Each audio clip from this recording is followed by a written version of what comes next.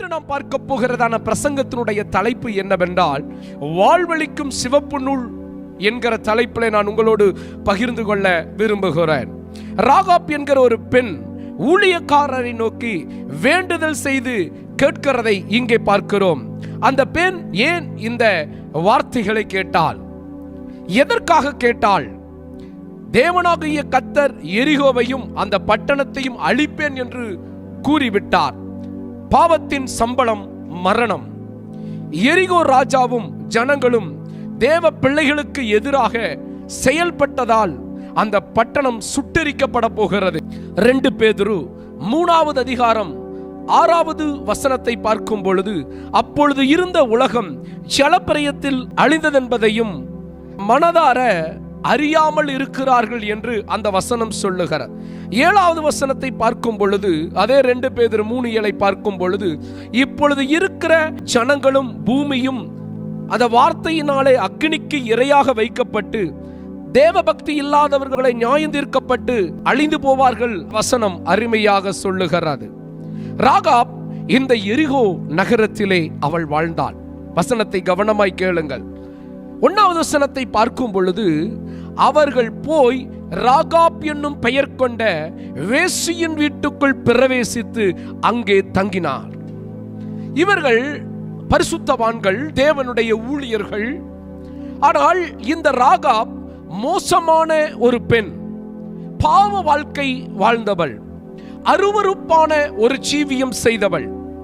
ஒரே ஒரு வாழ்க்கை தான் வாழ்ந்து வந்தாள், பாவ வாழ்க்கை, விபசாரம் செய்து கொண்டிருந்தாள். இப்படிப்பட்ட பாவம் செய்கிறவள் வேதத்தின் அடிப்படையில் சுட்டெரிந்து கொல்லப்பட வேண்டும். எரிகோ என்பது பாவம் உள்ள பட்டணம். அந்த பாவ பட்டணத்தில் இருக்கிற ஜனங்களும் பாவிகள். எப்படி பாவிகள்? எந்த விதத்தில் பாவிகள்? யோசுவா 6வது அதிகாரம் 1வது வசனம் சொல்லுகிறது, எரிகோ இஸ்ரவேல் புத்தருக்கு முன்பாக அடைக்கப்பட்டிருந்தது. ஒருவரும் வெளியே போகவும் இல்லை, ஒருவரும் வெளியே வரவும் இல்லை. நான் ஜெரிகோ வாஸ், அந்த ஜெரிகோ வந்துங்க அடைக்கப்பட்டிருந்தது என்று வேதம் சொல்லுகிறார். எரிகோ அடைக்கப்பட்டிருந்தது. விடுதலையின் செய்தியை உள்ளே கொண்டு போக முடியாதபடி, ஆசீர்வாதத்தின் செய்தியை இந்த பட்டணம் உள்ளே ஏற்றுக்கொள்ளாமல் இருந்தது.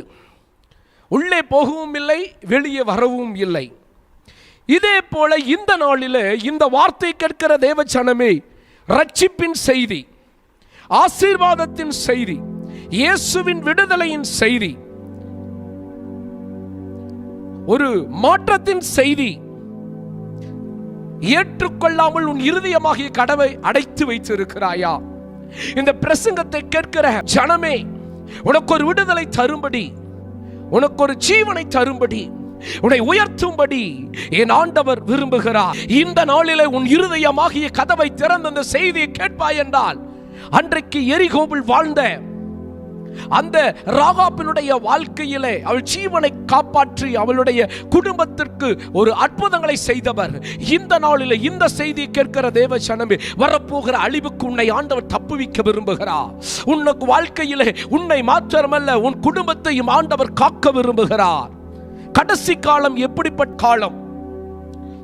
மத்தேயு சுவிசேஷம் 24வது அதிகாரம் 6வது வசனம் 7வது வசனத்தை பார்க்கும் பொழுது, யுத்தங்களையும் செய்திகளையும் கேட்பீர்கள், கலங்காதபடி எச்சரிக்கையாயிருங்கள். இவைகள் எல்லாம் சம்பவிக்கும் பொழுது ஆனாலும் முடிவு உடனே வராது என்று சொல்லப்பட்டிருக்கிறது. 7வது வசனத்தை பாருங்கள். ஜனத்திற்கு விரோதமாய் ஜனமும், ராஜ்யத்திற்கு விரோதமாய் ராஜ்யமும் எழும்பும். பஞ்சங்களும் கொள்ளை நோய்களும் பூமி அதிர்ச்சிகளும் பல இடங்களில் ஏற்படும். யோவான் 12வது அதிகாரம் 48வது வசனத்துக்கு வாருங்கள். என்னை தள்ளி என் வார்த்தைகளை ஏற்றுக்கொள்ளாதவனை நியாயம் தீர்க்கிறது ஒன்று இருக்கிறது. நான் சொல்லுகிற வசனமே அவனை கடைசி நாளில் நியாயத்தீர்க்கும் என்று சொல்லப்பட்டிருக்கிறது. எரிகோவில் இருக்கிற ஜனங்கள் பாவம் செய்தால் அழிந்து போவார்கள். அந்த பட்டணம் அழிவுக்கு நேராய் வைக்கப்பட்டிருந்தது. அவங்க பாவம் செஞ்சுட்டாங்க. அந்த இருக்கிற பட்டணத்தில் இருக்கிற ஜனங்கள் அந்த பட்டணத்தை அழிக்கும்படி தேவன் கட்டளையிட்டு விட்டார். அந்த பட்டணத்தில்தான் தேவன் அழிக்கும்படியாய் சொன்ன அந்த பட்டணத்தில்தான் ராகாப் என்கிற ஒரு வேசி வாழ்ந்தாள். நடந்தது என்ன? 2வது அதிகாரம் 1வது வசனத்தை பாருங்கள். இஸ்ரவேலர் அந்த எரிகோவுக்கு நெருங்கின பொழுது எரிகோவில் திகில் பரவ ஆரம்பித்து விட்டது. பாருங்கள், அந்த திகில் பரவ ஆரம்பித்திருக்குதா என்று யோசுவா அறிய விரும்பினான். அதற்காக வேவுக்காரரை அனுப்பினான். 9வது வசனத்தை பாருங்கள். கர்த்தர் உங்களுக்கு தேசத்தை ஒப்புக் கொடுத்தார் என்பதை உங்களை பற்றிய எங்களுக்கு திகில் பிடித்திருக்கிறது என்றும் உங்களை குறித்து தேசத்தின் குடியர் எல்லாரும் சோர்வடைந்தார்கள் என்று அறிவேன் என்று அந்த பெண் சொல்லுகிறாள். நீங்கள் எகிப்திலிருந்து புறப்பட்ட பொழுது கர்த்தர் உங்களுக்கு முன்பாக சிவந்த சமுத்திரத்தில் தண்ணீரையும் வற்றி போக பண்ணினதையும் நீங்கள் யோர்தானுக்கு அப்புறத்தில் இருக்கிற காரியங்களையும் சங்காரம் பண்ணின எரிகோவின் 2 ராஜாக்களாகிய சீகோனுக்கும் ஓருக்கும் செய்ததை கேள்விப்பட்டோ. 11வது வசனத்தை பாருங்கள். கேள்விப்பட்ட பொழுது எங்கள் இருதயம் கரந்து போய்விட்டது. அதாவது உங்களாலே எங்களுடைய தைரியம் அற்றுப்போனது. உங்கள் தேவனாகிய கர்த்தரே வானத்திலும் பூமியிலும் தேவனானவர். கரங்களுக்கு ஒரு அல்லேலூயா சொல்லுங்க. ஒரு பாவத்தில் இருக்கிற ஒரு பெண் தேவனை அறிக்கை செய்கிறாள். 10வது வசனம். அடுத்தது 11, 12 பார்க்கும் பொழுது இஸ்ரவேல் நிமித்தம் நடைபெற்ற அற்புதங்களை குறித்து ராகாப் இங்கே கேள்விப்பட்டபடியால் இஸ்ரவேலின் தேவனே மெய்யான தேவன் என்பதை ஒன்று உணர்ந்து கொள்ளுகிறார். பாவி தேவன் கர்த்தர் என்பதை உணர்ந்து கொள்ளுகிறாள். 2வது அவள் சத்தியத்தை அறிந்தாள். 3வது வசனத்தை கேட்டவுடனே இருதயம் கரைந்து போயிற்று என்று சொல்லப்பட்டிருக்க. கடினமான இருதயம், பாவத்து நிமித்தம் கடினமான ஒரு இருதயம் கரைந்து போய்விட்டது. பாவ இருதயம், அசுத்த இருதயம் கரைந்து போய்விட்டது. தான் பாவி என்பது, தனக்கு ஒரு பாவத்திலிருந்து விடுதலை கிடைக்க வேண்டும் என்று விடுதலை தருவார் என்பதை அறிந்திருந்தா. ஒருவேளை பாவம் செய்து கொண்டிருக்கிறாயா? பாவத்திலிருந்து விடுதலை எதிர்பார்த்து கொண்டிருக்கிறாயா? இந்த பாவத்தில் ஈடுபடுகிறேனே, ஒருவேளை நான் செய்கிற பாவங்கள் மனிதனுக்கு தெரியாமல் இருக்கிறதே, இயேசுவே எனக்கு ஒரு விடுதலை தேரும் என்று கேட்கிறாயா? அன்றைக்கு ராகாப்பை நோக்கி சென்ற அதே செய்தி உன் வாழ்க்கையிலே உன்னை நோக்கி இன்றைக்கு வருகிறது. உனக்கு விடுதலை தருகிறவர், உன் பாவத்தை மன்னிக்கிறவர், உன் பாவத்தை கழுவுகிறவர், உன் பாவத்தை சமுத்திரத்தின் ஆழத்தில் போடுகிறவர், உன் பாவத்தை முதுகுக்கு பின்பாக எறிகிறவர். திரும்பி பாராத தேவன் உன்னை நேசிக்கும்படி இந்த நாள் இந்த வார்த்தை கொடுக்கிறார். விடுதலை தருவார் என்று ஏங்கிக் கொண்டிருந்த இந்த பெண் அந்த சமயத்தில்தான் வேவுக்காரர்கள் இங்கே வந்தார்கள் என்று 2வது வசனம் சொல்லுகிறார். வேவு பார்க்கும்படி இஸ்ரவேல் புத்திரர் மனுஷர் இந்த ராத்திரியிலே இருந்து அங்கே வந்தார்கள் என்று எரிகோவின் ராஜாவுக்கு சொல்லப்பட்டது. எப்படி வசனம் சொல்லுகிறது பாருங்க. வேதத்தின்படி ஜீவித்தால் வாழ்வு, பாவத்தின்படி ஜீவித்தால் அழிவு என்பதை இந்த ராகா அறிந்து கொண்டார். பாவத்தை மன்னித்து ஆசீர்வதிக்கப்பட்ட தெய்வம் கர்த்தர் என்பதை இந்த பெண் அறிந்து கொண்டாள். 1வது வசனத்தை கவனியுங்கள். வீட்டுக்குள் பிரவேசித்து அந்த பரிசுத்தவான்கள், ஆலமா சத்தியத்தை கவனிங்க, உள்ளே பிரவேசித்து came to the house of the harlot named Rahab. So the Lord stood there. அங்க தங்கினார்கள். And Lord stood there. அங்க தங்கினார்கள். அவள் அவர்களை வீட்டுக்குள் ஏற்றுக்கொண்டு வீட்டின் மேல் ஏற பண்ணி வீட்டின் மேல் பரப்பப்பட்ட சணல் தட்டுக்குள்ளே அவளை மறைத்து வைத்தார் என்று சொல்லப்பட்டிருக்கிறது. Which she had laid in order on the roof. மறைத்து வைத்தாள். ஒன்று மறைத்து வைத்தாள். வாசல் அடைக்கப்பட்டது. They shut the gate. வாசலை பூட்டினாள். வாசல் அடைக்கப்பட்டது. She came up to them on the roof. அவர்களிடத்தில் ஏறி போனாள். மேல் வீட்டில் மேலே ஏறினா, கீழ் இருந்தவ மேலே ஏறினா. உன்ன கவனிங்க. And said to the man, அவளோடு பேசினாள். அடுத்தது அவள் பேசுகிறார். will show kindness, அழிக்க கூடாது, தயவு செய்யணும், சாவுக்கு தப்புவிக்கணும், இரக்கத்தை கேட்கிறாள். அப்பொழுது அவர்களை கயிற்றினால் ஜன்னல் வழியே இறக்கிவிட்டாள். நீங்கள் மலையிலே போய் அவர்களை திரும்பி வரும் மட்டும் அங்கே 3 நாள் ஒளிந்த பின் உங்கள் வழியே போங்கள் என்றாள். பாருங்கள், 17 - 21 வரை பார்த்திருந்தால் அவர்களை மறைத்து வைத்தால் சிவப்பு நூல் கயிற்றினால ஜன்னல கட்டினாள். சிவப்பு நூல் கயிற்று ஜன்னல கட்டினாள். She bound the scarlet cord in the window. பாருங்கள், அந்த இடத்தில் வைத்தார். 22 24 வசனம் வரை பார்க்கும் பொழுது யோசுவா வந்து அறிவித்தார்கள். யோசுவா இடத்துல வந்து அறிவித்தார்கள். அப்ப இங்க இவள் ஒரு பாவி, இவ்வளவு சம்பவம் இருக்கிற இவள் ஒரு பாவி, அசுத்த ஜீவியம் செய்தவள், விடுதலைக்காக உள்ளம் இயங்குகிறது. ஒருவேளை இன்றைக்கு உள்ளம் விடுதலைக்காய் இயங்குகிறதா? சுகம் எனக்கு வேண்டும், விடுதலை வேண்டும், என்னுடைய ஹார்ட் ப்ராப்ளம் மாறணும், கடன் பிரச்சனை மாறணும், என் மனைவி மாறணும், என் கணவன் மாறணும், என் பிள்ளைகளுடைய வாழ்க்கையில் ஒரு மாற்றம் வேண்டும், ஊழியத்தில் ஒரு மாற்றம் வேண்டும் என்று ஏதோ ஒரு விடுதலைக்காய் இயங்கி இருக்கிறாயா? ஏதோ ஒரு பாவத்தில் அடிமையாக இருக்கிறாயா? பாவத்திற்கு அடிமையா? சிகரெட்டுக்கு அடிமையா? சிற்றின்பத்திற்கு அடிமையா? குடிக்கண்மையா? பாவத்திற்கு அடிமையா? ஏதோ ஒரு தீய பழக்கத்துக்கு அடிமையா இருக்கிறாய். அன்றைக்கு ராகாள் பாவத்திற்கு அடிமையாக இருந்தது போல ஏதோ ஒரு காரியத்திற்கு நீ அடிமையாக இருக்கிறாய் என்பதை இயேசு இன்றைக்கு உனக்கு உணர்த்தி காட்டுகிறார். உண்மைதான் ஆண்டவரே, இயேசுவே என்னை விடுதலையாக்கும், இயேசுவே எனக்கு ஒரு அற்புதம் வேண்டும் என்று ராகாப் ஏங்கினது போல இன்றைக்கு ஏங்கிக் கொண்டிருக்கிறாயா? இன்னைக்கு ஆண்டவர் இயேசு உன்னை விடுவிக்க போகிறார். இன்னைக்கு அற்புதம் நடக்க போகிறது. வியாதியிலிருந்து உனக்கு ஒரு விடுதலை கிடைக்க போகிறது. கண்ணீரிலிருந்து ஒரு விடுதலை, பலவீனத்திலிருந்து விடுதலை, பாடுகளிலிருந்து விடுதலை, உன்னுடைய பிரச்சனையிலிருந்து ஒரு விடுதலை, நெருக்கத்திலிருந்து விடுதலை, உன் வாழ்க்கையில் ஒரு விடுதலை இன்றைக்கு கிடைக்க போகிறது என்பதை இயேசு இன்றைக்கு உன்னோடு பேசுகிறார். இந்த சம்பவத்திற்குள்ளாய் ஆழமாய் போக போகிறோம். இன்றைக்கு ஆண்டவர் ஒரு புதிய மன்னாவை, ஒரு புதிய சத்தியத்தை, ஒரு புதிய வெளிப்பாட்டை ஆண்டவர் தர விரும்புகிறார். எப்படி இந்த பெண் விடுதலை ஆனால், என்ன செய்தால் என்பதை ஆழமாய் இன்றைக்கு பார்க்க போகிறோம். அந்த பெண் செய்ததை நீயும் செய்வாய் என்றார். அந்த பெண்ணுக்கு ஒரு விடுதலை தந்தவர், அந்த பெண்ணை உயர்த்தினவர், ராகாபினுடைய வாழ்க்கையில் ஒரு மாற்றத்தை தந்தவர். உன் வாழ்க்கையிலே, குடும்பத்திலே, ஊழியத்திலே, வேலையிலே, வருமானத்திலே, பிசினஸிலே ஒரு மாற்றத்தை, அற்புதத்தை, விடுதலையை, உயர்வை, மேன்மையை, ஆசீர்வாதத்தை, கனத்தை என் ஆண்டவர் தரப்போகிறார். எத்தனை பேர் விசுவாசிக்கிறீர்கள்? கரங்களை தூக்கி ஒரு அல்லேலூயா சொல்லுவோமா? First point. So they went and came to the house of the harlot named Rahab and lodged there. அவர்கள் போய் ராகாப் என்னும் வேசியின் வீட்டுக்குள் பிரவேசித்தார்கள். பிரவேசிக்கிறார்கள். இவள் பாவி, பாவம் செய்கிறவர்கள்.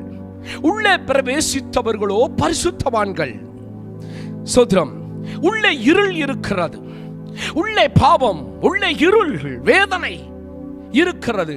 பரிசுத்தவான்கள் என்றால் வெளிச்சம், ஒளி. இருளுக்குள் பரிசுத்த ஒளி உள்ளே போகிறது. சத்தியத்தை கவனியுங்கள், கவனமாய் கேளுங்கள். பரிசுத்தமான தேவன், ஒளியுள்ள தேவன், வெளிச்சமுள்ள தேவன். 1 யோவான் 1:5 சொல்லுகிற தேவன் ஒளியாக இருக்கிறார். Jesus said, John chapter 8 and verse 12 say, I am the light of the world. நான் உலகத்திற்கு ஒளியாக இருக்கிறேன். ஒளியுள்ள தேவன், பரிசுத்தமான தேவன் இருளுக்குள் பிரவேசிக்கிறார். இன்றைக்கு அன்றைக்கு ராகாபினுடைய வீட்டுக்குள் பிரவேசித்தவள் பாவம், அசுத்தம், இருளுக்குள், வாழ்க்கையில் இருளுக்குள் பிரவேசித்தவள். இருள் என்பது வியாதி, இருள் என்பது பாவம், இருள் என்பது பலவீனம், இருள் என்பது அசுத்த வாழ்க்கை. அன்றைக்கு பிரவேசித்த என் ஆண்டவர் வாழ்க்கையில் மாற்றத்தை கொடுக்கும்படி உள்ளே பிரவேசித்தவர். உன் சரீரத்துக்குள், உன் கண்களுக்குள், இருதயத்துக்குள், வாழ்க்கைக்குள், சரீரத்துக்குள், பிசினஸுக்குள், உன் வாழ்க்கையில் எந்த பகுதியில் இருள் இருக்கிறதோ அந்த இருளுக்குள்ளாக என் ஆண்டவர் கடந்து வருகிறார். கரங்களை தட்டி மகிமைப்படுத்து. இன்றைக்கு ஒரு அற்புதம் நடக்க போகிறது. இன்றைக்கு ஒரு அதிசயம் நடக்க போகிறது. இன்றைக்கு ஒரு விடுதலை வரப்போகிறது. யோவான் 1:9 சொல்லுகிறது, நான் உலகத்திற்கு ஒளியாக இருக்கிறேன். உலகத்தில் வந்து எந்த மனுஷனையும் பிரகாசிப்பிக்கிற ஒளியே மெய்யான ஒளி. அவள் இருளில் வாழ்ந்தாள், இருளுக்குள் இருக்கிறாள். அந்த இருளான வீட்டுக்குள் ஒளி பிரவேசித்தது போல இருளான உன் வாழ்க்கைக்குள், வியாதியாகிய இருளுக்குள், கடன் என்கிற இருளுக்குள், பாவம் என்கிற இருளுக்குள், ஹார்ட் ப்ராப்ளம் என்கிற இருளுக்குள், கஷ்டம் என்கிற இருளுக்குள், வேதனை என்கிற இருளுக்குள், அவமானம் என்கிற இருளுக்குள், பலவீனம் என்கிற இருளுக்குள் இதோ ஆண்டவர் இன்றைக்கு உனக்குள் பிரவேசிக்கிறார். இன்றைக்கு உனக்குள் வருகிறார். ஓ, ஆண்டவர் வருகிறார். ஏசாயா 9:2 சொல்லுகிறது, the people who walked in dark have seen a great light. Have seen a great light. இருளில் இருக்கிற ஜனங்கள் பெரிய வெளிச்சத்தை கண்டார்கள். மீகா 7:9 சொல்லுகிறது, he will bring me forth to the light. அவர் என்னை வெளிச்சத்தில் கொண்டு வருவார், வெளிச்சத்தில் கொண்டு வருவார். உன்னையும் பாவத்தை விட்டு, அசுத்தத்தை விட்டு, வியாதியை விட்டு, தரித்திரத்தை விட்டு, கண்ணீரை விட்டு, பிரச்சனை விட்டு, உபத்திரத்தை விட்டு, பாடுகளை விட்டு உன்னை வெளியே கொண்டு வர போகிறார். கரங்களை தட்டு மகளே, இன்றைக்கு உன்னை வெளியே வருகிறார். வியாதியிலிருந்து வெளியே வரப்போகிறார், பலவீனத்திலிருந்து வெளியே வரப்போகிறார், பாவத்திலிருந்து வெளியே வரப்போகிறார், மலட்டு தன்மையிலிருந்து வெளியே வரப்போகிறார், கடனிலிருந்து வெளியே வரப்போகிறார், ஊழியத்தில் இருக்கிற பிரச்சனை வெளியே கொண்டு வருகிறார். எந்த நிலையில் இருந்தாலும் இனி நீ உள்ளே இருக்க போவதில்லை.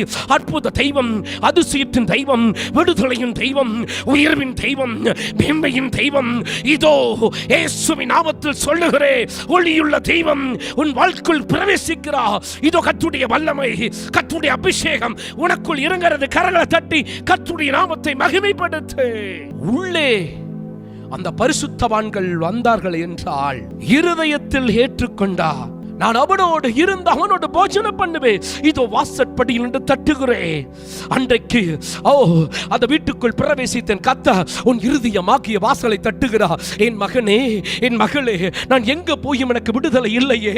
கண்ணீர் மாறவில்லையே, கவலை மாறவில்லையே, வேதனை மாறவில்லையே, வியாதி மாறவில்லையே, கஷ்டம் மாறவில்லையே, பாடுகள் மாறவில்லையே, என் வியாதி மாறவில்லையே, கர்மத்தின் கனி கிடைக்கவில்லையே, எத்தனையோ வாசற்படி ஏறி இறங்கி திருமணம் நடக்கவில்லை என்று ஏதோ ஒரு காரியத்திற்காக ஏங்கி நிற்கிறார். இதோ இயேசு உன் வாசற்படி நின்று கொண்டிருக்கிறார். என் மகனே, my son, give me your heart.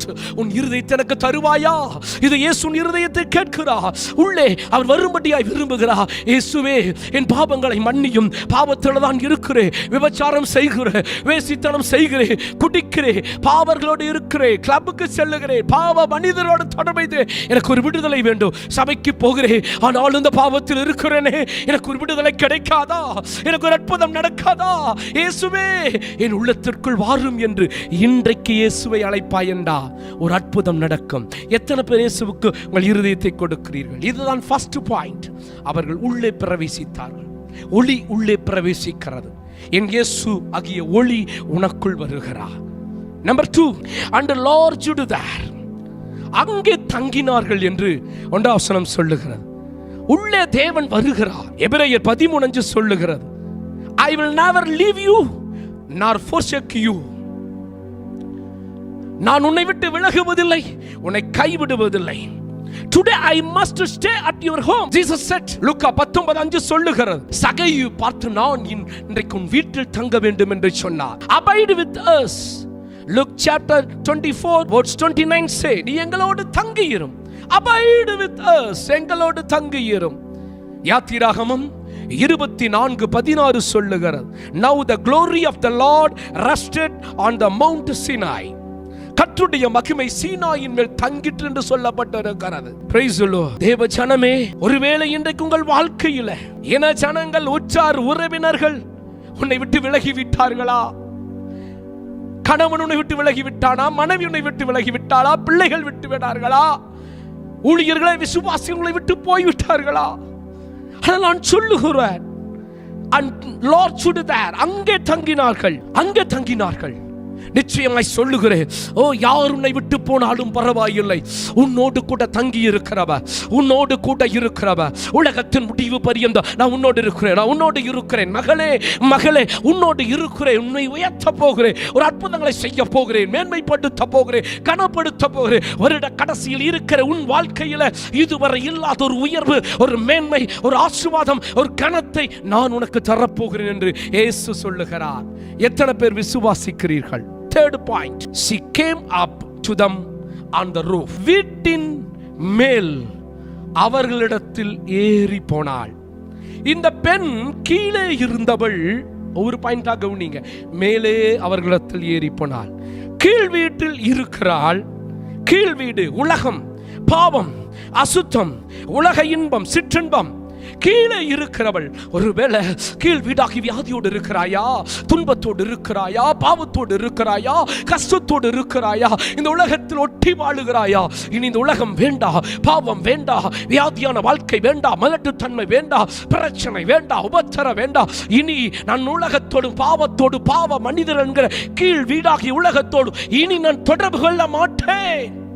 ஒரு தீர்மானம் எடுத்து, இனி உலகம் வேண்டாம், பாவம் வேண்டாம், குடி வேண்டாம், சிற்றின்ப ஆசை வேண்டாம், அற்ப சந்தோஷம் எனக்கு வேண்டாம் என்று சொல்லி அவள் மேல் வீட்டுக்கு போகிறாள். கவனிங்க சத்தியத்தை. மேலே மேலே போனால் மேலானதை நாடுகிறாள் என்று அர்த்தம். மேல் என்றால் பரிசுத்தம், உன்னதம், உண்மை, சுதந்திரம். இனி கீழான வாழ்க்கை வேண்டாம், மேலான வாழ்க்கை. மேல் என்றால் உன்னத வாழ்க்கை. நான் கீழே வாழ்ந்து மண்ணுக்குள்ளாக கீழே நரகத்துக்கு போகிற வாழ்க்கை எனக்கு வேண்டாம். நான் இனி உன்னதத்தை நோக்கி, உண்மையான தெய்வத்தை நோக்கி, சத்தியத்தின் தெய்வத்தை நோக்கி, பரலோகத்தின் தெய்வத்தை நோக்கி, வானத்தை பூமி உண்டாக்கின உண்மையான இயேசுவை நோக்கி நான் மேலே போகிறேன் என்று இவள் மேலே வருகிறாள். கீழே என்றால் உலகம், மேலே என்றால் பரலோகம். கீழ் என்பது அசுத்த வாழ்க்கை, மேல் என்றால் பரிசுத்த வாழ்க்கை. கீழ் என்றால் பாவம், மேல் என்றால் பரிசுத்தம். கீழ் என்றால் வியாதி, மேல் என்றால் ஆரோக்கியம். கீழ் என்றால் கண்ணீர், மேலே என்றால் களிப்பு. கீழே என்றால் வறுமை, மேலே என்றால் செழிப்பு. அப்ப வறுமையை, கஷ்டத்தை, பாவத்தை, பிரச்சனையை, வேதனை விட்டு இனி இந்த வாழ்க்கை எனக்கு வேண்டாம். என் வாழ்க்கையில் ஒரு மாற்றத்தை தருகிற, உன் வாழ்க்கையை உயர்த்துகிற, என்னை கனப்படுத்துகிற தேவனை நோக்கி மேல் என்கிற அனுபவத்திற்குள் போகிறார். எத்தனை பேர் தீர்மானம் எடுத்து இந்த உலக காரியத்தை விட்டு ஆண்டவரை நோக்கி வருகிறேன் என்று சொல்லுகிறவர்கள் கரங்களை தூக்கி ஒரு அல்லேலூயா சொல்லுங்க. Fourth point, when she had laid in order on the roof, அவர்களை மறைத்தாள். மறைத்தாள் என்றால் spiritual meaning உள்ளத்து வீட்டிலே சோதரம், வீட்டிலே வீட்டுக்குள் வைத்தாள், வீட்டுக்குள் மறைத்தாள். மறைத்தல் என்பது மத்தேயு சுவிசேஷம் 13:44 பார்க்கும்போது அதை ஒரு மனுஷன் கண்டு மறைத்து, which a man found and hid, மறைத்து மறைத்து அவள் உள்ளத்திலே மறைத்தாள் என்று பார்க்கிறோம். ஜீசஸ் ஒரு படம் வைத்தல்ல, உள்ளத்திலே வைத்தாள். எங்கே கொண்டு வருகிறாள்? உள்ளத்திலே கொண்டு வர வேண்டும். இயேசு உள்ளத்தை விரும்புகிறார். My son, give me your heart. இதோ என் மகனே, உன் இருதயத்தை எனக்கு தா. ஆண்டவர் உள்ளத்தில் தங்க விரும்புகிறார். இயேசு உள்ளத்தில் வேற எங்கேயும் தங்க மாட்டான். உன் உள்ளத்திலே, உள்ளமாக்கி வீட்டிலே உன்ன உள்ளத்தையே ஆண்டவர் ஆலயமாய் மாற்றி உனக்குள் ஆண்டவர் தங்க விரும்புகிறார். இன்னைக்கு இயேசுவின் உள்ளத்தை கொடுப்பாயா? இயேசுவுக்கு அதை கொடுக்கிறேன், இதை கொடுக்கிறேன், பொருளை கொடுக்கிறேன், பொண்ணை கொடுக்கிறேன், நான் நிறைய காரியத்தை செய்கிறேன் என்று சொல்லலாம். உன் உள்ளத்தை இயேசுவுக்கு கொடுத்திருக்கிறாயா? இயேசு உள்ளத்துக்குள் தங்க விரும்புகிறார். அவள் எப்படி அந்த பரிசுத்தவான்களை வீட்டுக்குள் மறைத்தது போல உன் உள்ளமாகிய வீட்டுக்குள் இயேசுவை கொண்டு வா, உன் வாழ்க்கைக்குள் கொண்டு வா, உன் இருதயமாகிய கதவை திற. இயேசு இன்றைக்கு உனக்குள் பிரவேசிக்க விரும்புகிறார். Fifth point, Joshua chapter 2 and verse 7. வாசல் அடைக்கப்பட்டது, கதவு அடைக்கப்பட்டது. இந்த கதவு இவ்வளவு நாட்களாய் பாவத்திற்காய் திறந்த கதவு. யார் வேண்டாலும் உள்ள போலாம், எந்த நேரம் திறந்திருக்கும். இரவும் பகலும் பாவத்திற்காய் திறந்த கதவு. நல்ல கவனிங்க. ராகாப் வேசியினுடைய வீடு இரவும் பகலும் திறந்தே இருக்கும். இப்பொழுது அடைக்கப்பட்டது, இனி திறக்கப்படாது. அடைக்கப்பட்டது. ஒரு முடிவு, பாவத்திற்கு ஒரு முடிவு, தீய பழக்கத்துக்கு ஒரு முடிவு, சிகரெட்டுக்கு, சிற்றின்பங்களுக்கு ஒரு முடிவு. வாசல் கதவு அடைக்கப்பட்டது. இனி நான் பாவம் செய்ய மாட்டேன், அசுத்தத்தை செய்ய மாட்டேன், அசுத்த மனிதர்களோடு தொடர்பு வைக்க மாட்டேன், பாருக்கு செல்ல மாட்டேன், விபச்சார விடுதிக்கு செய்ய மாட்டேன், அசுத்தமான மனிதர்களோடு தொடர்பு வைக்க மாட்டேன் என்று அன்றைக்கு வாசல் கதவு அடைக்கப்பட்டது போல இன்றைக்கு உன் வாழ்க்கை என்கிற கதவை அடைத்து இனி பாவம் செய்ய மாட்டேன் ஒரு தீர்மானம் எடு. முடிவு, ஒரு முடிவு வருகிறது. நான் சொல்லுகிறேன், கதவு அடைக்கப்பட்டதென்றால் உன் வியாதிக்கு ஒரு முடிவு, கண்ணீருக்கு ஒரு முடிவு, பாவத்திற்கு ஒரு முடிவு, வேதனைக்கு ஒரு முடிவு, நிந்தைக்கு ஒரு முடிவு, துக்கத்திற்கு ஒரு முடிவு, கவலைக்கு ஒரு முடிவு, கடன் பிரச்சனைக்கு முடிவு, ஊழியர்களுக்கு பிரச்சனைக்கு ஒரு முடிவு. வாசல் கதவை தேவன் அடைத்து விட்டார். அடைத்த தேவன் வாழ்க்கை பரிசுத்தமாக்குறார். Sixth point, 8-9 அவர்களை நோக்கி, அவர்களை நோக்கி, அவர்கள் இருக்கிற இடத்திற்கு ஏறி போகிறாள். அவர்களை நோக்கி, அவர்கள் என்றால் அந்த வேவுக்காரர்கள். வேவுக்காரர்களுக்குள் யார் இருக்கிறார்கள்? தேவன் இருக்கிறார். அவர்களை நோக்குதல் என்றால் ஸ்பிரிச்சுவல் முன்கி தேவனை நோக்குகிறாள். 8 அவர்களை நோக்கி, they looked to him and were radiant and their faces were not ashamed. உம்மை நோக்கி பார்த்த முகங்கள் வெட்கப்பட்டு போவதில்லை. தேவனை நோக்கி பார்த்த முகங்கள் பிரகாசம் அடைந்தது. நோக்கினால் தேவனை நோக்கு. இன்றைக்கு மனிதனை நோக்கி பார்த்தது போது, பிரச்சனை நோக்கி பார்த்தது போது, வியாதியும் துன்பத்தை கஷ்டத்தை பிரச்சனையே பார்த்தாய் அல்லவா? இன்றைக்கு தேவனை நோக்கி பார், பரிசுத்த தெய்வத்தை நோக்கி பார், இயேசுவை நோக்கி பார். உன் வாழ்க்கையை மாற்றுகிற, வியாதியை மாற்றுகிற, துன்பத்தை மாற்றுகிற, கவலையை மாற்றுகிற, வேதனை மாற்றுகிற இயேசுவை நோக்கி பார். உன் முகம் வெட்கப்பட்டு போகாது. மனிதர்களை பார்த்தால் வெட்கப்பட்டு போய்விடுவாய். தேவனை நோக்கி பார்த்தால் வெட்கப்பட்டு போக மாட்டாய். 7வது வசனம், 9வது வசனம், 16வது வசனம், 27வது வசனம், 4 வசனத்தை பார்த்தீங்கன்னா அவள் பேசினாள். 7வது வசனம், 9வது வசனம், 16வது வசனம், 21வது வசனம். பேசினாள். பாவ மனிதர்களோடு பேசினாள், பாவிகளோடு பேசினாள். இப்பொழுதோ பரிசுத்தவான்களோடு பேசுகிறாள். அப்படி என்றால் பேசுதல் என்றால் ஜெபித்தல். தேவனை நோக்கி ஜெபிக்கிறாள். உன் வாழ்க்கையில் ஜெபிக்கிறாயா? ஜெபிக்கிறவன் வாழ்க்கை அற்புதம் நிறைந்திருக்கிறது. ஜெபிக்கிறவன் வாழ்வில் நோட் பண்ணிக்குங்க, அற்புதம் நிறைந்திருக்கிறது. ஜெபிக்கிறவன் கவலைப்பட மாட்டான், கவலைப்படுகிறவன் ஜெபிக்க மாட்டான். நோட் பண்ணிக்குங்க, ஜெபம் காரியங்களை மாற்றுகிறது. நீங்கள் தங்கி இருக்கிற இடங்களில் உங்கள் ஜெப வாழ்வு மற்றவர்களை தொடுகிறதா? ஜெபிக்கும் தேவ பிள்ளையே, ஜெபிக்கும் தேவ பிள்ளையே, தேவன் தோற்றதும் கிடையாது, சாத்தான் ஜெயித்ததும் கிடையாது.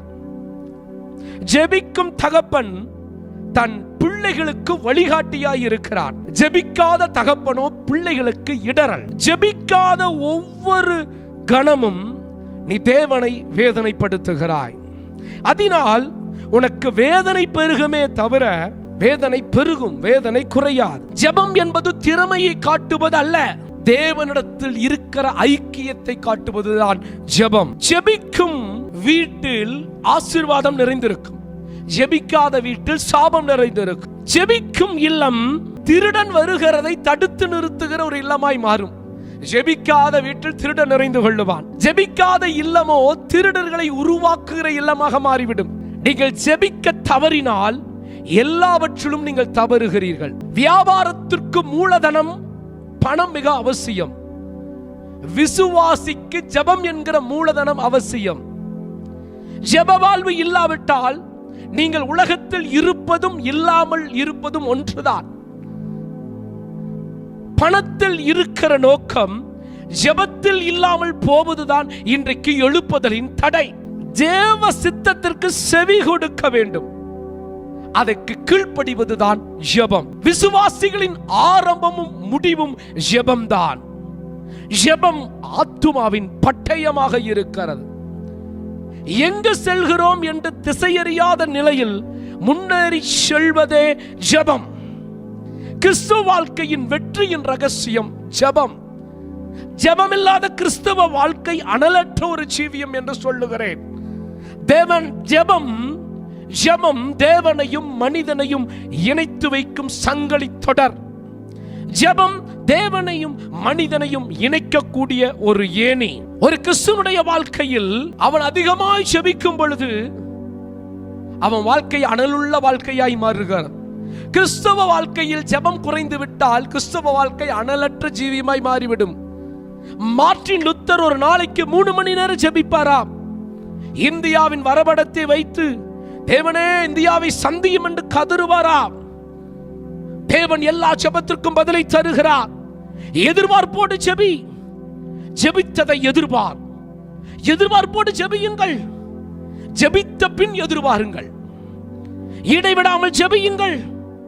எப்பொழுது ஜெபியுங்கள், தொடர்ந்து ஜெபியுங்கள். சாமுவேல் சொன்னார், நான் ஜெபிக்காவிட்டால் தேவனுக்கு விரோதமாய் பாவம் செய்கிறவனாய் இருப்பேன் என்று சொன்னார். பவுல் சொன்னார், என் ஜெபங்களில் இடைவிடாமல் உங்களை நினைக்கிறேன் என்று சொன்னார். ஜான் நாக்ஸ் உலக வரைபடத்தை வைத்து ஜெபித்தாராம். ஸ்காட்லாந்து தேசத்தை ரட்சியும், இல்லை என்றால் என் ஜீவனை எடுத்துக்கொள்ளும் என்று ஜான் நாக்ஸ் ஜெபித்தார். மோனிகாய் தன் மகன் அகஸ்தீனுக்காய் 17 ஆண்டுகள் இடைவிடாமல் அவர் ஜெபித்தாராம். அப்போ அவர்களோடு பேசினாள் என்றால் ஜெபித்தாள் என்ற அர்த்தம். எத்தனை பேர் ஜெபிக்க போகிறீர்கள்? சோத்ரம். பாருங்கள், முன்பு வீட்டுக்குள் சாத்தான், பாவம், உள்ளம் மாறுகிறது, செயல்பாடு மாறுகிறது, பேச்சு மாறுகிறது.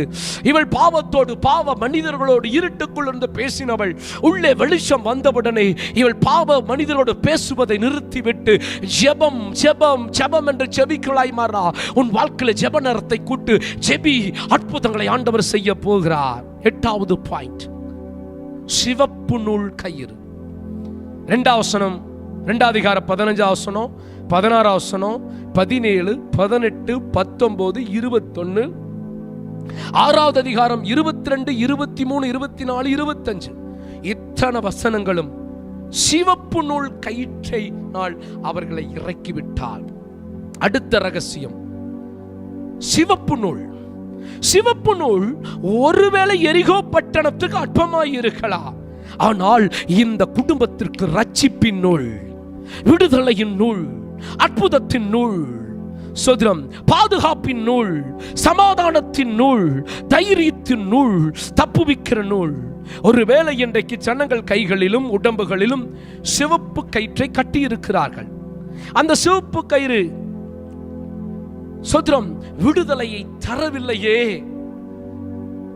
அற்புதம் நடக்கவில்லையே, பயத்தை நிற்கவில்லையே. பூமிக்குரிய சிகப்பு நூல் ஒரு வாழ்க்கையில் ஒருவேளை உனக்கு மாற்றத்தை கொண்டு வராமல் இருக்கலாம். இந்த சிவப்பு நூலுக்கு நம்மை தப்புவிக்கிற ஒரு கயிறு. இந்த சிவப்பு நூல் கயிறின் ரகசியத்தை பார்க்க போகிறோம். அந்த பெண்ணுக்கு அந்த சிவப்பு நூல் கயிறு ஒரு பாதுகாப்பை கொடுத்தது போல இன்றைக்கு ரட்சிப்பையும், விடுதலையும், அற்புதத்தையும், பாதுகாப்பையும், சமாதானத்தையும், தைரியத்தையும் தப்புவிக்கிற ஒரு நூலை இன்றைக்கு காண்பிக்க போகிறேன். அது சிவப்பு நூல். சிவப்பு நூலை பார்க்கும் முன் வேதத்தில் சொல்லப்பட்ட சிவப்பு நூல்களை குறித்து இன்றைக்கு பார்க்க போகிறோம். நீதிமொழிகள் 5வது அதிகாரம் 22வது வசனம், பாவ கயிறுகளினால் கட்டப்பட்டிருக்கிறார். என்ன கயிறு? எல்லாரும் சொல்லுங்க. பாவ கயிறினால் கட்டப்பட. இது போலியான நூல். நோட் பண்ணிக்க, போலியான நூல். மார்க் 11:2 பார்த்தீங்கன்னா, கழுதை கட்டப்பட்டிருந்தது. கழுதை கட்டப்பட்டிருந்தது. சிம்சோன் கயிறுகளினால கட்டப்பட்டான். இந்த சிவப்பு நூல் எதை காட்டுகிறது? சிவப்பு என்பது சாங் ஆஃப் சாங்ஸ், உன்னத பாட்டு 5:10 சொல்லுகிறது, my beloved is white and ready. என் நேசர் வெண்மையும் சிவப்புமானவர். அவர் ரெடி காட், சிவப்பான தேவன். உன்னத பாட்டு 4:3 சொல்லுகிறார், your lips are like a stone of scarlet. உன் உதடுகள் சிவப்பு நூலுக்கு சமானம் என்று சொல்லுகிறார். உதடுகளை சிவப்பு நூலுக்கு சொல்லுகிறார். எபிரேயர் 9:12 சொல்லுகிறது, ரத்தம் சிந்துதல் இல்லாமல் பாவ மன்னிப்பு இல்லை. சிவப்பு என்பது இயேசு கிறிஸ்துவை காட்டுகிறார். சிவப்பு என்பது இயேசு சிலுவையில் சிந்தின இரத்தத்தை காட்டுகிறது. அப்ப சிவப்பு என்பது இயேசுவின் மூலம் கிடைக்கிற ரட்சிப்பை காட்டுகிறது. எபேசியர் 1வது அதிகாரம் 7வது வசனத்தை பாருங்கள், இவருடைய இரத்தத்தினால பாவ மன்னிப்பாகி மீட்பு இவருக்குள் நமக்கு உண்டாயிருக்கிறது. அப்ப இயேசு இல்லாமல் பாவ மன்னிப்பில்லை. பாவ மன்னிப்பு பெறாவிட்டால் பரலோகம் போக முடியாது. இரத்தம் சிந்தி மீட்டவரே, என் இயேசுவின் நாமத்தில் நான் சொல்லுகிறேன், இதோ அன்றைக்கு அந்த சிவப்பு நூல் கயிறு ஜன்னலில் கட்டி இறக்கி விட்டாலே, அந்த சிவப்பு நூல் கயிறு அவருக்கு ஒரு அற்புதங்களை கொண்டு வந்தது. இதோ இன்றைக்கு இயேசுவின் ரத்தம் இயேசுவின் வாழ்க்கை அற்புதங்களை செய்ய போகிறா. உன்னை விடுதலையாக்க போகிறா. உனக்கு சுகத்தை தர போகிறா. கண்ணீரை மாற்ற போகிறா. பாடுகளை மாற்ற போகிறா. வேதனைகள் மாறுகிறது, கஷ்டம் மாறுகிறது, ஹார்ட் ப்ராப்ளம் மாறுகிறது, சுகர் மாறுகிறது, கேன்சர் மாறுகிறது, கண்ணில் இருக்கிற உன் ஐஸ்ல இருக்கிற ப்ராப்ளம் மாறுகிறது. உன் வாழ்க்கையில் எந்த பகுதியில் என்ன காரியங்கள் இருந்தாலும் இன்றைக்கு ஒரு விடுதலை தருகிற இயேசு கடந்து வந்திருக்கிறார். பிரசங்கி 4:12, முப்புரி நூல் சீக்கிரம் அறாது, and a threefold cord is not quickly broken. அறாத நூல். நோட் பண்ணுங்க. முதலாவது சொன்னேன் போலியான நூல்.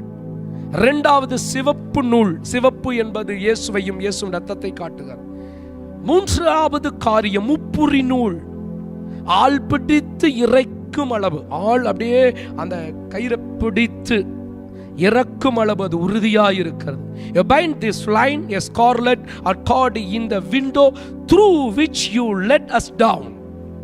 இறக்கிவிட்டால் உறுதியான நூல் உறுதியை காட்டுகிறது. உறுதியாக இரு, உறுதியாக இரு. சங்கீதம் 112:8 சொல்லுகிறது, நீதிமானுடைய இருதயம் உறுதியாக இருக்கும். ரோமர் 12:12 சொல்லுகிறது, ஜெபத்தில் உறுதியாயிரு. கொலோசியர் 2:5, 1 பேதுரு 5:9 உன் விசுவாசத்தில் உறுதியாயிரு. எபிரேயர் 4:14 சொல்லுகிறது, அறிக்கை பண்ணுவதில் உறுதியாயிரு. 2 பேதுரு 3:17 சொல்லுகிறது, உங்கள் இருதயிலிருந்து வலுவாதபடி எச்சரிக்கையாயிரு. உறுதியை காட்டுகிறது அந்த முப்புரி நூல் உறுதியை காட்டுகிறது. பரிசுத்தத்தில் உறுதி இருக்கிறாயா? ஜெபத்தில் உறுதி, ஆலயத்திற்கு வருவதில் உறுதி, இந்த கூட்டத்துக்கு வருவதில் உறுதி, சுவிசேஷம் சொல்லுவதில் உறுதி, ஊழியத்தை தாங்குவதில் உறுதி, கர்த்தருக்கென்று கொடுப்பதில் உறுதி, தேவனுடைய நாமத்திற்காக ஏதாவது செய்வதில் உறுதியாக இருக்கிறாயா? கர்த்தர் உன்னிடத்தில் உறுதி எதிர்பார்க்கிறார். உறுதி இல்லாத ஜனமே, இந்த நாளில் உறுதியுள்ளவனாய் நீ மாறு. கர்த்தருக்கு பேசுகிறா, உறுதியுள்ளவனாய் இருப்பே, தேவனை கண்டு உறுதியாய் நிற்பே, கடைசி வரிந்த முழு வரிந்த நான் கிறிஸ்துவுக்குள் நிலைத்திருப்பேன், உறுதியாக இருப்பேன், இயேசுவுக்காய் ஏதாவது செய்வேன் என்று உறுதியுள்ளவனாய் இரு. எத்தனை பேர் இப்படி இருக்க போகிறீர்கள்? அடுத்தது 9வது ரகசியம். யோசுவா 2:21 பார்க்கும்போது, ஜன்னலில் கட்டப்பட்ட நூல். நோட் பண்ணுங்க, ஜன்னலில் கட்டப்பட்ட நூல். She bound the scarlet cord in window. சிவப்பு கயிறை ஜன்னலில் கட்டினாள். ஒவ்வொன்னா ரகசியத்தை பார்க்க போறோம். ஜன்னலில் கட்டினாள். மேலிருந்து கீழாக தொங்கி இருக்கும். ஜன்னலிருந்து மேலிருந்து கீழே தொங்கி இருக்கும். அதை பிடித்து கீழே இறங்கினார்கள். மேல் என்றால் பரலோகம், கீழ் என்றால் உலகம். இப்போ மேலிருந்து கயிறு கீழே இறங்கி வந்தது போல என் இயேசுவோ பரலோகத்திலிருந்து பூலோகத்துக்கு இறங்கி வந்தா. சிவப்பு நூல் மேலிருந்து கீழாய் தொங்கினது. என் இயேசு பரலோகத்திலிருந்து பூலோகத்துக்கு வந்தவ. பரலோக வாழ்க்கை விட்டு பூலோகத்துக்கு வந்தா உன்னை நேசிக்க, உன்னை ஆசீர்வதிக்க, உனக்காய் விடுதலை தர, வியாதியை மாற்ற, கண்ணீரை மாற்ற, மரித்து உயிரோடு எழுப்ப, உனக்காய் பரலோகத்தில் உன்னை கொண்டு செல்ல, மரித்து உயிரோடு எழும்பு, இன்றைக்கு பரலோகத்தில் ஜீவித்து உனக்காய் இன்றைக்கு பேசிக் கொண்டிருக்கிறாரே நாம் ஆராதிக்கிற தெய்வம், பரலோகத்திலிருந்து பூலோகத்தில் இறங்கி வந்த தெய்வம்.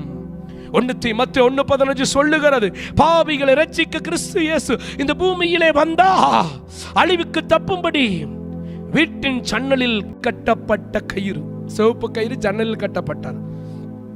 மேல் சுவர், மேல சுவர், ஒரு பில்டிங்ல மேல அரிசி இருக்கிறது, ரூஃப் இருக்கிறது, அப்ப மேல் சுவர். 2வது ஜன்னல், கீழே கயிறு ஜன்னல் கட்டப்பட்டது. மேலன தலை, ஹெட். கீழ் என்பது பாதம், ஜன்னல் என்பது இருதயம். ஜன்னலில் நடுவிலே கட்டினால், நல்லா கேட்டுக்குங்க, சீக்ரெட் சொல்றேன். மேலே என்றால் தலை, கீழே என்றால் பூமி, பாதம், நடுவில் என்றால் இந்த நூல் ஜன்னல் என்பது ஹார்ட். சிவப்பு நூல் கயிறு இருதயத்தில் கட்ட வேண்டும், இயேசுவை உள்ளத்தில் வைக்க வேண்டும்.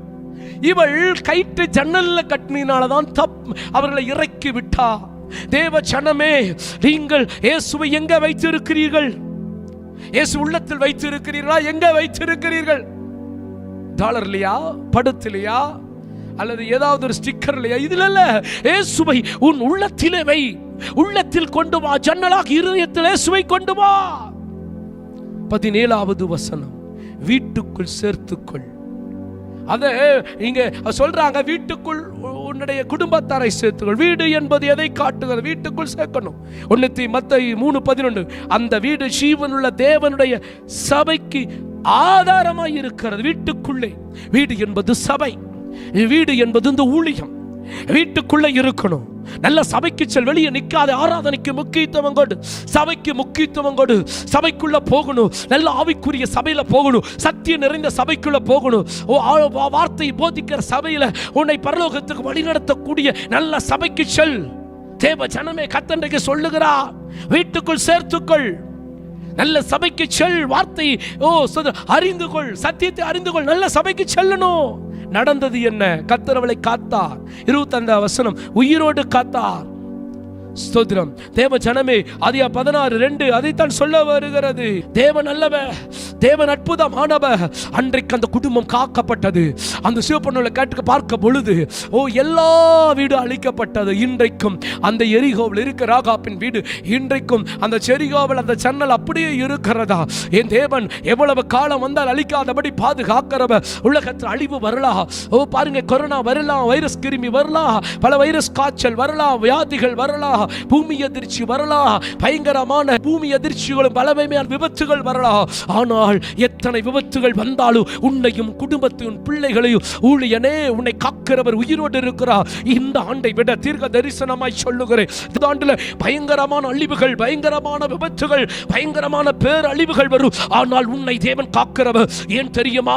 பூமி அதிர்ச்சிகளும் பஞ்சங்களும் கொள்ளை நோய்களும் யுத்தங்களும் கேள்விப்படுவீர்கள். இயேசுடைய வருகை அதி சீக்கிரமாய் இருக்கிறது. ஜெப நேரத்தை கூட்டு, பரிசுத்தத்தை கூட்டு, உண்மையை கூட்டு, விழிப்பாயிரு. அன்றைக்கு ராகாபுடைய குடும்பத்தை பாதுகாத்த தெய்வம், அவளுக்கு விடுதலை தந்த தெய்வம் இன்றைக்கு உயிரோடு இருக்கிறார். இயேசு உன்னை நேசிக்கிறார். இயேசு உனக்கு அற்புதங்களை செய்ய போகிறார். உன்னை பெருக வைப்பே, உன்னை உயர்த்துவே, மேன்மைப்படுத்துவே. வியாதிக்கும் கவலைக்கும் கண்ணீருக்கும் பாடுகளுக்கும் கஷ்டங்களுக்கும் விபத்துகளுக்கும் பேரழிவுக்கும் யுத்தத்துக்கும் நான் உன்னை பாதுகாத்து உன்னை உயர்த்துகிற நேரம் வந்து விட்டது. வாழ்வழிக்கிற சிவப்பு நூல் ராகாப்புடைய வாழ்க்கையில் மாற்றத்தை தந்து ராகாப்பை பாதுகாத்து ராகாப்பை கனப்படுத்தினவர். இன்றைக்கும் ராகாப்புடைய பேர் வேதத்தில் எழுதப்பட்டிருக்கிறதா? அவள் மனம் மாறினாள், பாவத்தை விட்டா, அசுத்தத்தை விட்டா, சத்தியத்தை பெற்றுக்கொண்டா. அவளுடைய வீடு ஆஸ்வதிக்கப்பட்ட வீடாய் மாறி இன்றைக்கு அழியாமல் பாதுகாக்கிறது போல வரப்போகிற அழிவுக்கு உன்னை பாதுகாத்து உன்னை உயர்த்தி கனப்படுத்துகிறவர். உன்னை ஆசீர்வாதமாய், உயர்வாய், மேன்மையாய், கனமாய் எல்லா ஜனங்கள் மத்தியிலும் உன்னை உயர்த்த போகிறேன், உன்னை கனப்படுத்த போகிறேன், மேன்மையாக வைக்க போகிறேன், குர்த்தி புகழ்ச்சியமா வைக்க போகிறேன். உன்னை நான் கனப்படுகிற நேரம் வந்து விட்டது. இன்றைக்கு நீ மனம் திரும்ப இருக்கிறா. ஒரு உயர்வு, ஒரு மேன்மை, ஒரு ஆசீர்வாதம், ஒரு கனம், ஒரு விடுதலை, மேன்மை உனக்கு வரப்போகிறது. இதுவரை இல்லாத உயர்வு, இதுவரை இல்லாத ஒரு மேன்மை, இதுவரை இல்லாத ஒரு கனத்தை இந்த வருட கடைசியில் உனக்கு தருகிறேன். பெற்றுக்கொள். ஒரு புதிய அபிஷேகம், ஒரு புதிய வல்லமை, வரங்கள், வல்லமை. இந்த ஆண்டை விட அடுத்த ஆண்டு உன்னை நான் வல்லமையாக பயன்படுத்த போகிறேன். ஊழியத்தில் உபயோகப்படுத்த போகிறேன். உன்னோட சபையை நிரம்பி வழியும், ஊழியங்கள் பிறகும், தேசத்திலும் உலகத்திலும் பெரிய எழுப்புதலை நான் தருகிற நாட்கள் வந்து விட்டது. கரங்களை தூக்கி ஒரு அல்லேலூயா சொல்லி நாம் கண்களை மூடி நாம் ஜெபிப்போமா?